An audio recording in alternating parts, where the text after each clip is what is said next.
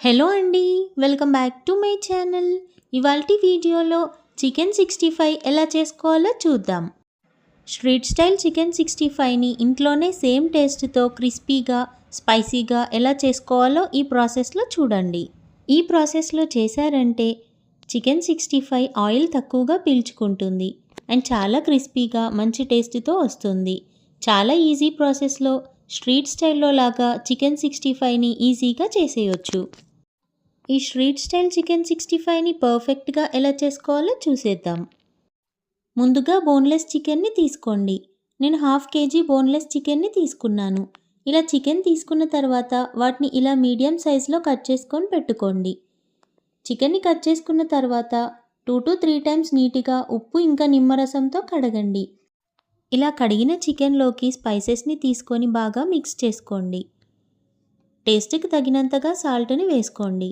1 tablespoon కారంని వేసుకోండి. 1 teaspoon పసుపుని వేసుకొని గరం మసాలాని 1/2 teaspoon వేసుకోండి. 1/2 teaspoon జీలకర్ర పొడిని 1 teaspoon ధనియాల పొడిని వేసుకోండి.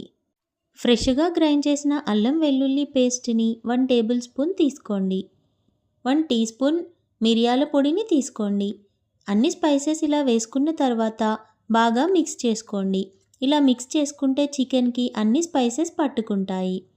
ఇలా 3 to 4 minutes వరకు మిక్స్ చేసుకున్న తర్వాత నిమ్మరసాన్ని కూడా వేసుకొని మళ్ళీ బాగా మిక్స్ చేసుకోండి. ఇలా 3 to 4 minutes వరకు బాగా చికెన్ని మ్యారినేట్ చేసిన తర్వాత మూత పెట్టేసి గంట సేపు పక్కకు పెట్టండి. గంట తర్వాత మూత తీసేసి అందులో కార్న్ఫ్లోర్ ఇంకా మైదా పిండిని వేసుకోండి. 2 tablespoon మైదా పిండిని 2 tablespoons కార్న్ఫ్లోర్ని వేసుకోండి. మైదాపిండి ప్లేస్లో బియ్యపిండిని కూడా వేసుకోవచ్చు.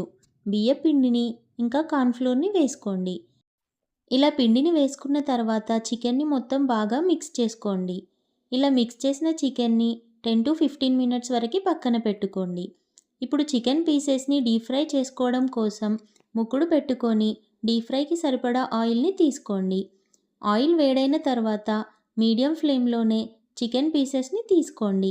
ఇలా చికెన్ పీసెస్ని సపరేట్ చేసుకుంటూ ఇలా ఆయిల్లోకి తీసుకోండి. పీసెస్ని ఎక్కువగా తీసుకోకండి. ఆయిల్లో ఎన్నైతే సరిపోతాయో అన్నే తీసుకోండి. చికెన్ పీసెస్ ఎక్కువగా తీసుకున్నారంటే చికెన్ పీసెస్కి మనం పట్టించిన పిండి మొత్తం సెపరేట్ అయిపోతుంది. అందుకని ఆయిల్లో ఎన్నైతే సరిపోతాయో అన్నే తీసుకోండి.